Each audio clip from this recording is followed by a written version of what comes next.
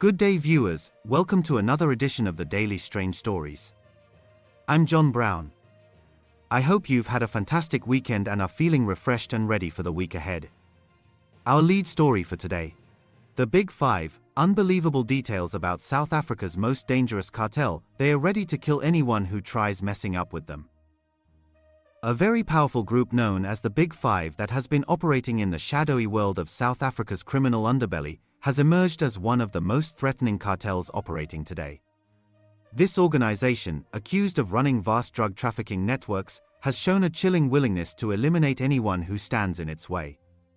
With roots stretching across provinces and deep connections into law enforcement, politics, and private security, the Big Five is not just a distant threat, it is actively shaping events right now as investigations unfold in real time.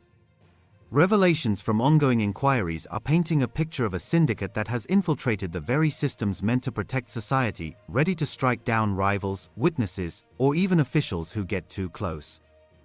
As of today, these unbelievable details are coming to light, revealing how this cartel has positioned itself to dominate through fear, money, and influence, with members allegedly prepared to orchestrate hits on anyone blocking their path. The story centers on accusations that the Big Five has been masterminding drug operations from its base in Gauteng, extending its reach into the Western Cape, KwaZulu-Natal, and the Eastern Cape. These areas are crucial because they include seaports that serve as gateways for smuggling illegal substances into the country. The cartel is set to exploit these ports, moving massive shipments under the radar, and recent shifts suggest they are adapting by targeting smaller harbors to avoid heightened scrutiny at major sites like Durban. This adaptability highlights their strategic mindset, always one step ahead of authorities, and it explains why gang activities are flaring up in unexpected places, drawing in local players who facilitate the flow of goods and enforce control through intimidation.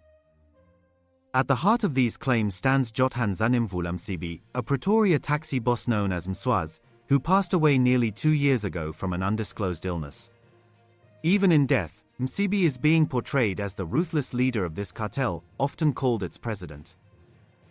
Investigators describe him as someone deeply involved in the taxi industry, where he built a reputation over decades, but also as a figure linked to numerous eliminations.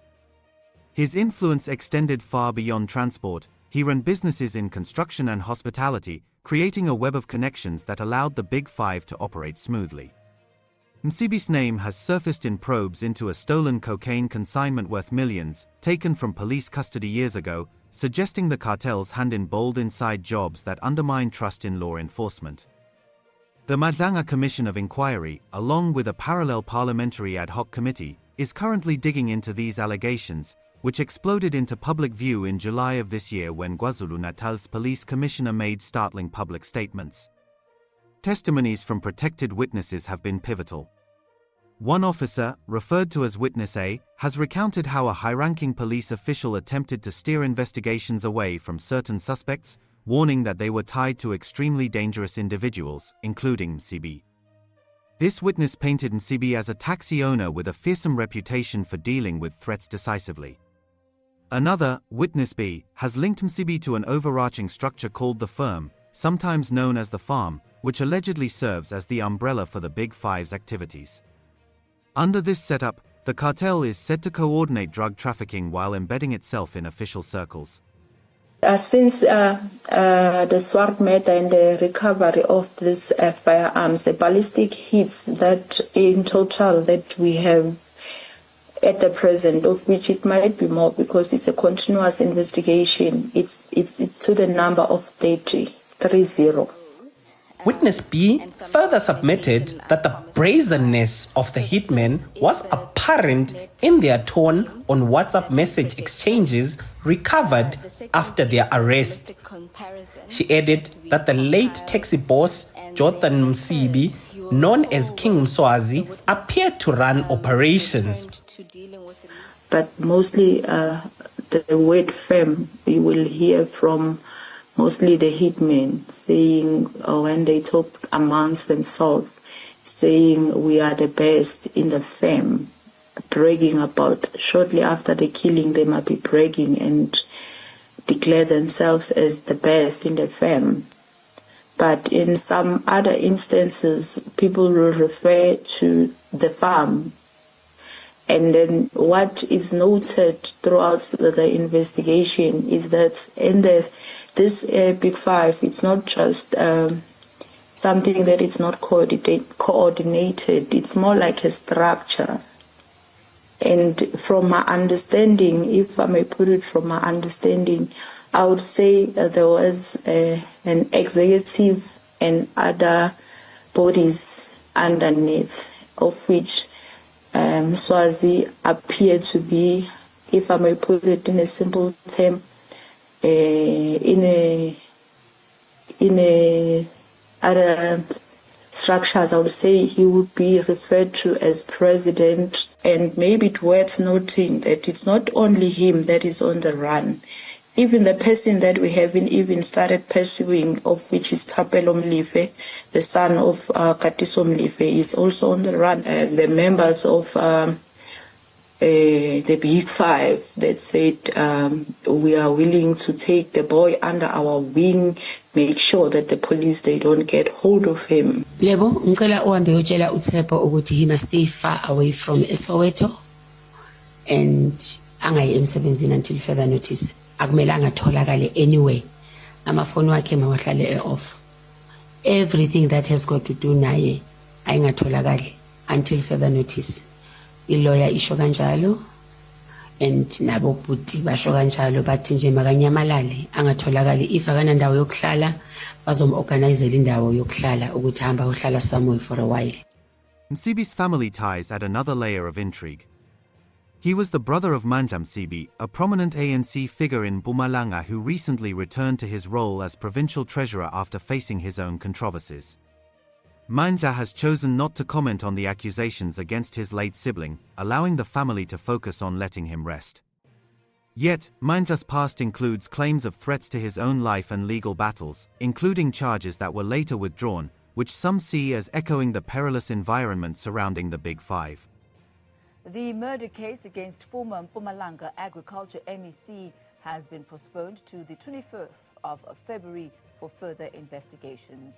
Msibi, who was released on a 20,000 rand bail in October, is facing 2 counts of murder and 1 count of attempted murder. Our reporter, Matlala, has more.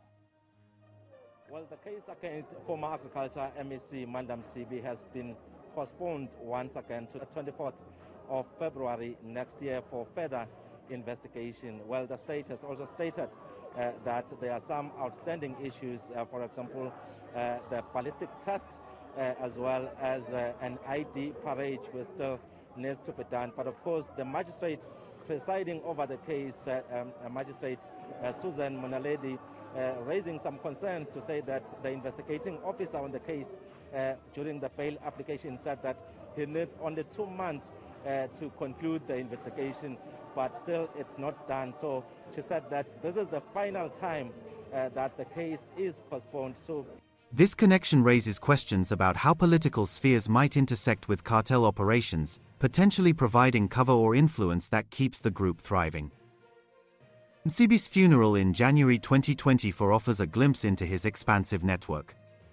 Held on his farm, the event drew crowds, including high-profile attendees like former Police Minister Bheki Cele and EFF leader Julius Malema. Reports describe an atmosphere heavy with security presence, where mourners arrived in helicopters rather than by road, underscoring the wealth and power on display. Private security personnel outnumbered typical funeral elements, hinting at the armed might backing Msibi's circle. If the Commission's findings confirm Msibi's role as the Big Five's head, it would imply that these leaders unknowingly or otherwise honored a key player in organized crime, blending the lines between legitimate authority and illicit empires. Beyond Msibi, 2 other Gauteng men have been named as core members of the Big Five, Vusimuzi, Matlala and Katiso Molefe. Matlala, currently facing charges of attempted murder and money laundering, runs a private security company that has drawn intense scrutiny. Court documents reveal his firm provided protection to Msibi, who was in rivalry with another taxi boss named Joe Ferrari Sibanyoni. Matlala is accused of involvement in a failed shooting targeting Sibanyoni in Centurion back in 2022, though he denies any ties to the taxi world or its disputes. His bail appeals have been rejected, most recently by the High Court in Johannesburg on the 27th of October, keeping him detained as trials proceed. Matlala's connections extend into policing and politics. Former Minister Bheki Cele has admitted to meeting Matlala at a hotel, introduced by another security figure who was later killed. This encounter happened after police raided Matlala's home in a kidnapping probe but before his current charges.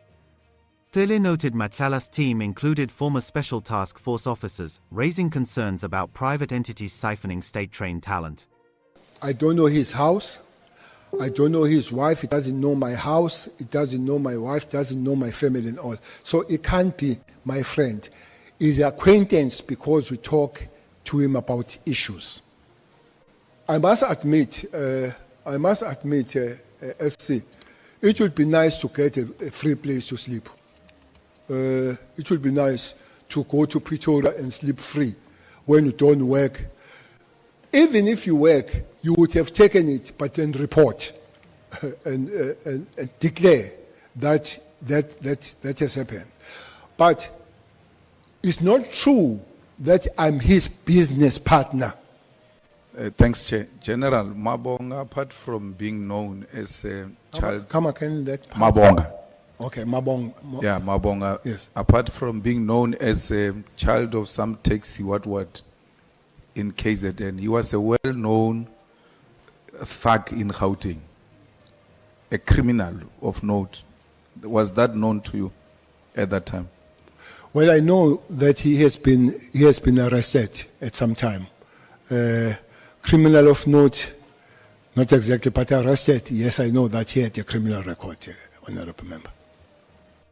Audio recordings played at the Madlanga Commission capture Matlala admitting to cash payments to officials, including sums for personal events and property deals, suggesting a pattern of buying influence to secure favors like contracts or leniency.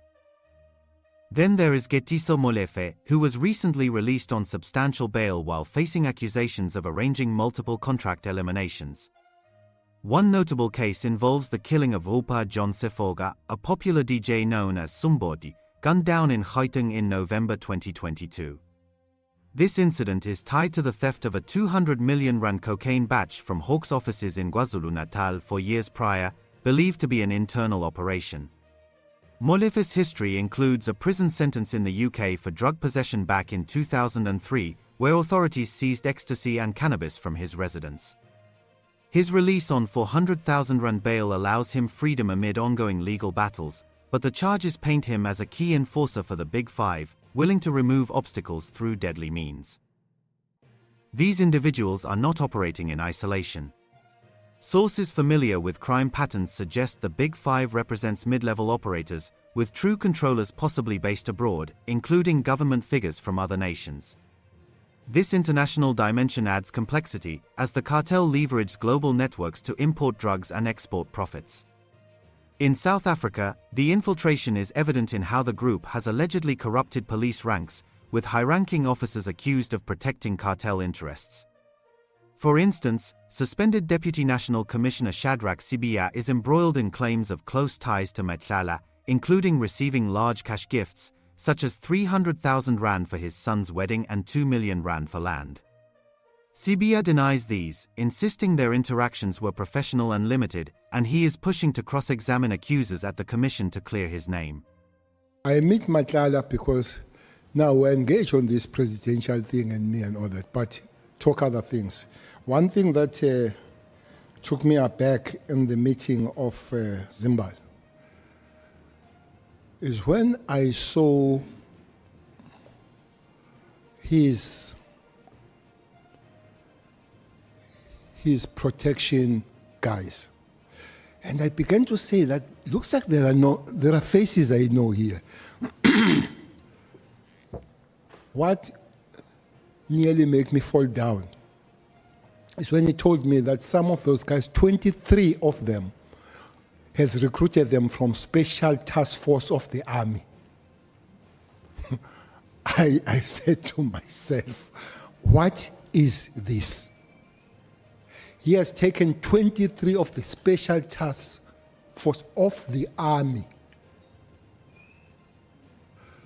to guard him. They're even recruiting some of our best, highly trained officers. See, I'm giving you the story that scared me. Why I'm scared of this story is because I've spoken to Ndlandla earlier on and gave me the information that we have lost 56 members of the Special Task Force of Police to the taxi industry. 56. Now, I'm told that to train one member of the Special Task Force is 1.1 million to be all-rounder. One. We have lost 56 to the taxi industry. Maybe there where I threaten you of knowing. But I've got two issues here. That I can't have such a production to the private security. That's the first fear. The second fear is that looks like we're increasing the capabilities of the private security versus the state. Because I don't care how many you send, there will be a serious battle between 56 guys in the taxi industry with the 20 guys you send of the Special Task Force. So it is something that must be. Audio recordings played at the Madlanga Commission capture Matlala admitting to cash payments to officials, including sums for personal events and property deals, suggesting a pattern of buying influence to secure favors like contracts or leniency. Then there is Katiso Molefe, who was recently released on substantial bail while facing accusations of arranging multiple contract eliminations. One notable case involves the killing of Upa John Sefoga, a popular DJ known as Somebody, gunned down in Gauteng in November 2022. This incident is tied to the theft of a 200 million rand cocaine batch from Hawks offices in KwaZulu-Natal 4 years prior, believed to be an internal operation. Molefe's history includes a prison sentence in the UK for drug possession back in 2003, where authorities seized ecstasy and cannabis from his residence. His release on 400,000 rand bail allows him freedom amid ongoing legal battles, but the charges paint him as a key enforcer for the Big Five, willing to remove obstacles through deadly means. These individuals are not operating in isolation. Sources familiar with crime patterns suggest the Big Five represents mid-level operators, with true controllers possibly based abroad, including government figures from other nations. This international dimension adds complexity, as the cartel leveraged global networks to import drugs and export profits. In South Africa, the infiltration is evident in how the group has allegedly corrupted police ranks, with high-ranking officers accused of protecting cartel interests. For instance, suspended Deputy National Commissioner Shadrack Sibiya is embroiled in claims of close ties to Matlala, including receiving large cash gifts, such as 300,000 rand for his son's wedding and 2 million rand for land. Sibiya denies these, insisting their interactions were professional and limited, and he is pushing to cross-examine accusers at the commission to clear his name. And then they bring other stories to muddy the whole thing and say, no, it's because of the cartels. We didn't know what we now know. They are not connected, this thing. Just tell me what was my role in those cartels that you're talking about. Where I'm sitting, I have a document that was produced by crime intelligence. When the minister said, I want to know who's supplying firearms. Where do these firearms coming from? Why are we not able to arrest these people that are supplying the firearms? And who's supplying drugs? Where do they manufacture drugs? Do we know who are the kingpins? Do we know where the clandestine laboratories are? Why are you not arresting them? The presentation was presented by crime intelligence. We have those presentations. The Big Five that is being spoken about is not there. And if it is indeed true, it is there, it exists, why are they not being arrested? For drugs or for whatever reasons it may be. But personally, I'm not involved in the Big Five. I don't know the Big Five. So I'm just saying, you ask a simple question, are there cartels or are there factionalism in the South African Police Service? I'm tempted to say yes, but I think it's better left to this committee to look at what is happening after our presentation and decide on that statement. Sibiya's background is extensive. He rose through police ranks, heading the Hawks in Gauteng before a dismissal over rendition allegations, which was later overturned. He worked in Johannesburg's anti-corruption unit, facing his own probes into financial irregularities, which he disputes. Promoted to deputy commissioner in 2023, Sibiya now faces suspension following raids on his home, where devices were seized. Testimonies claim he received not just money but also gifts like impalas from Matlala, allegedly in exchange for influencing police matters, including a healthcare contract. Sibiya argues that superiors like National Commissioner Fanny Masemola and KwaZulu-Natal's Mandla Msibi have provided misleading information, particularly about the disbandment of a task team investigating political killings. This task team, known as the PKTT, handled 121 dockets that were transferred amid controversy. Sibiya claims Masemola was fully aware and even directed him to sign off on the plan, dismissing later expressions of concern as afterthoughts. Mswazi has pointed to WhatsApp messages between Matlala and businessman Brown Mukhotsi, referencing meetings with Sibiya and Police Minister Senzo Mchunu, though Sibiya questions their authenticity. Mchunu himself is under fire, accused of meddling in operations to obstruct justice, possibly linked to ambitions within the ANC. Witnesses suggest Matlala funded Mchunu's political bids, including 500,000 rand toward a presidency run, which Mchunu denies. The Parliamentary Ad Hoc Committee is set for more testimonies, including from Acting Minister Firoz Kachelia and the NPA's Andrea Johnson. Plans to summon Matlala from prison have sparked debate, as legal experts warn it could complicate his trial, where he has the right to remain silent to avoid self-incrimination. This move is seen by some as inefficient, potentially wasting resources without yielding useful information. History echoes in these revelations, as the firm and the Big Five are not new names. Decades ago, the firm was associated with Western Cape gangster Colin Stanfield, who collaborated with apartheid-era police and international traffickers like Bheki Goswami, linked to the ANC. Stanfield's nephew, Ralph, now faces charges and is accused of leading a similar group. The original Big Five from the 1980s and 1990s involved black traffickers with corrupt official ties, some of whom met untimely ends without facing justice.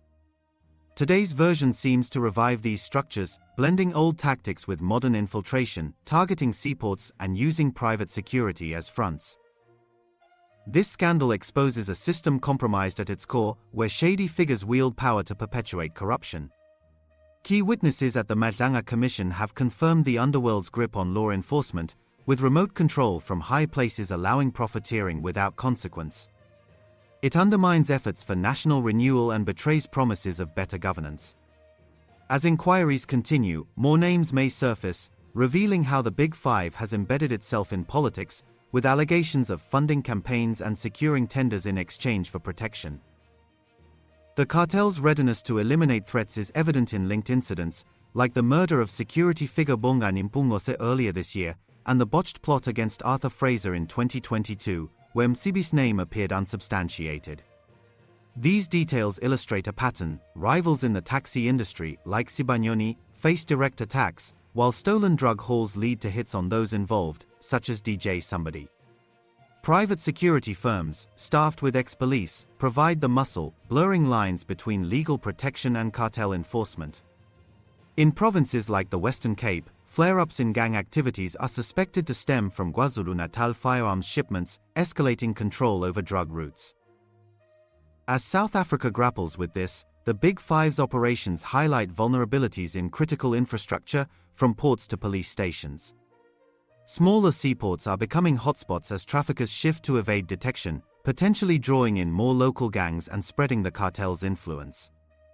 Politicians like Cele have expressed alarm at how private security is absorbing state capabilities, with Matlala's firm employing 23 former task force members, creating parallel power structures. Sibiya's push for cross-examination underscores the tensions within police leadership. He accuses Masemola of endorsing the PKTT disbandment only to later distance himself, and claims ignorance about docket transfers defies logic given their close working relationships. Witness C has added claims of Matlala gifting impalas and cash to Sibiya for favors, tying into broader accusations of the cartel buying loyalty at the top. Mchunu's role is particularly troubling, with suggestions he interfered to protect interests, possibly his own political future.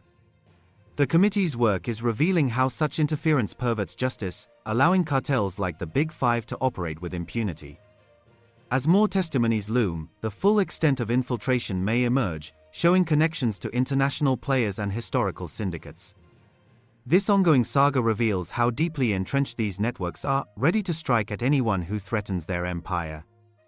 From Msibi's farm-based funeral with its aerial arrivals to Matlala's prison summons and Molefe's bail amid murder charges, every detail paints a picture of a cartel that thrives on fear and corruption. As investigations press on, South Africans are left wondering how such a group has gained so much ground, infiltrating the halls of power and the ranks of protectors. What are your thoughts on how the Big Five cartel has managed to infiltrate South Africa's police and politics so deeply? Do you believe more high-profile names will be exposed soon, and what steps do you think should be taken to dismantle it? Share your opinions in the comments below to join the discussion and help uncover the truth. Thanks for watching this news bulletin. Please share your opinion in the comments section. We would be glad to read and respond to your comments. Let's meet again tomorrow in our next strange story. Wishing you a fruitful and productive week ahead.